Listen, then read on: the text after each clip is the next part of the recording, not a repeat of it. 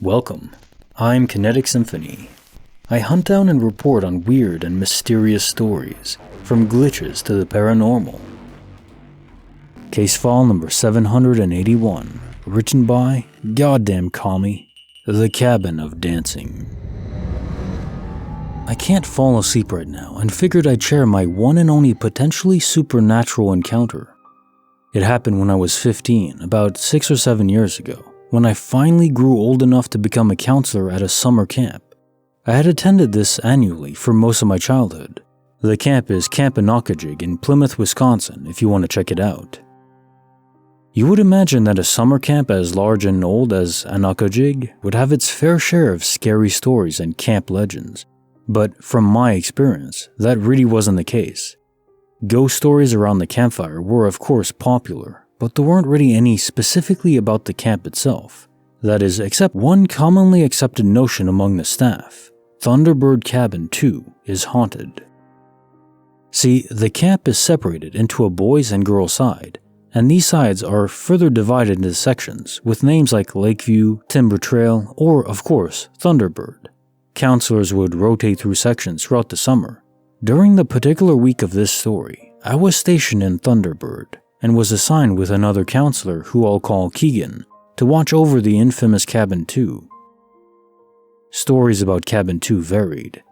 Entities outside of the windows, goat men, scratching sounds at odd hours of the night, whatever.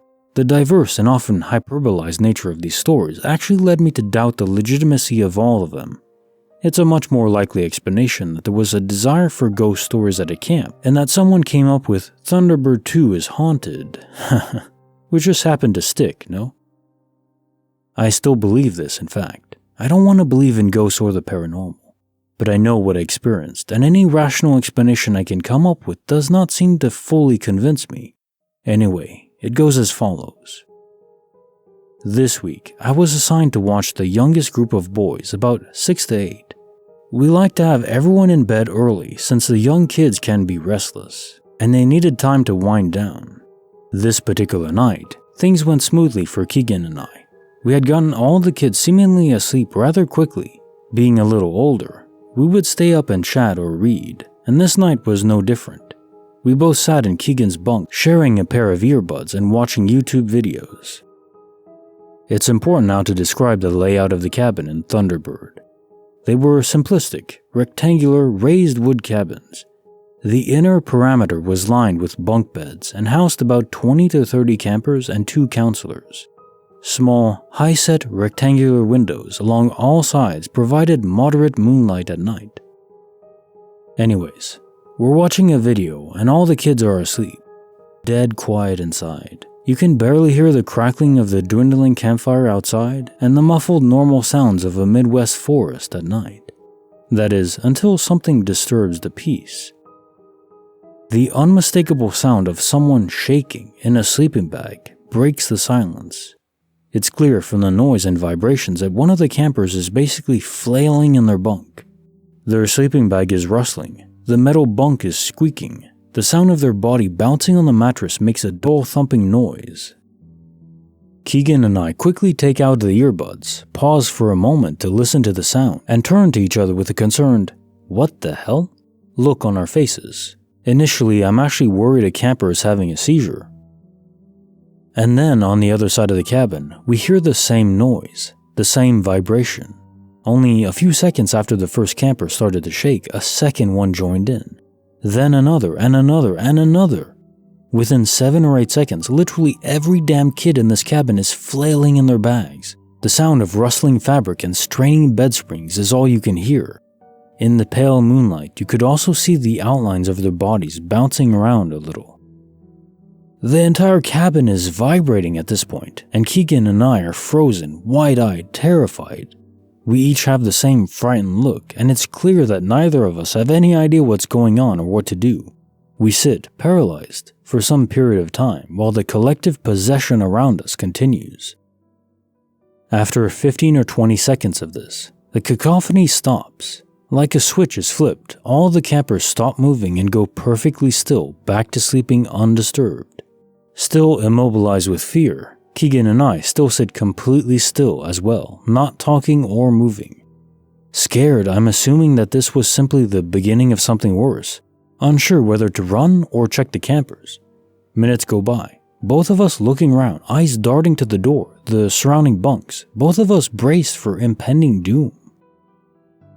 I'm not sure how, but at the same time, both of us silently conclude we should bolt. As fast as we can, we leap from the bunk and sprint out the door into the clearing that accompanies the cabins. The only person still outside is our senior counselor, scrolling through his phone by the fire. He's surprised to see the two counselors of the cabin dash out the way we did. Panicked, we try to explain what the hell happened. He brushes it off, but agrees to check the cabin. As you can guess, he doesn't see or hear anything but peacefully sleeping campers.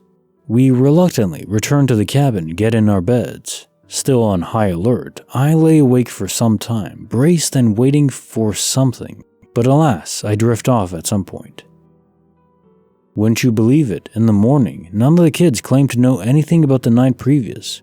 They all claimed to have fallen asleep like any other night, and the phenomenon never happens again. As someone who is wholly skeptical and, as previously stated, does not believe in anything not well founded or observed scientifically, I struggle to think what might have caused this. I want to think that it was a prank, but I just don't think that a bunch of young children could coordinate something like this so well, or even more so, retain their innocence in the matter. If anyone has any similar stories or even heard of anything that could cause this, I'm all ears. It will probably be the most confused and scared I'll ever be in my life. The situation was just so bizarre and sudden. I hope I properly conveyed just how creepy it was. Case notes for file 781, The Cabin of Dancing. So I would say if this was a group of, say, teenagers, 14, 15, then it probably would just be a prank. I would be satisfied enough in just calling it a prank, even though they didn't come forward later on. You know, that's the best part, to get the person's reaction, but I could be satisfied. But 6 to 8-year-olds? There's no way. Even if they were, extremely organized, an extremely organized group, and they all knew each other, and they were all friends, and they coordinated this brilliantly, there's no way that not one of them would come forward later on to admit that it was a prank. I mean, I know I was an 8-year-old at some point, I'm sure all of you were too, right? Would you be able to pull this off and not admit it later on? I certainly would not be able to do that. I would have been laughing my butt off. I mean, that's the other thing, I would be giggling like a madman after this, maybe a few minutes after. There's no way I would be right back to sleep. No chance. And how would they have coordinated exactly when to do it? So, what could have happened here? Some sort of mass possession? I'm reminded of the dancing plague in 1518, in what is now modern-day France, a village or town back then.